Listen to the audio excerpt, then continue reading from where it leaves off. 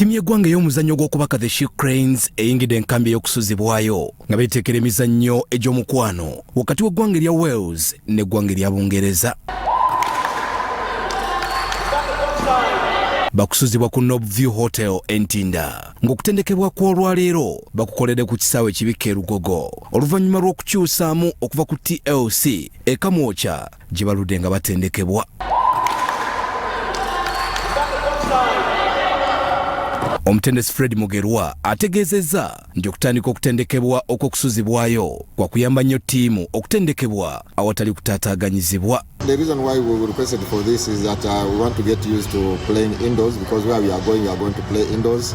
So, and like maybe you have seen today, the mood was good, and the way they are playing, it seems as if they were not tired, because the other time we were playing on the sun and there was a lot of heat coming down and also up.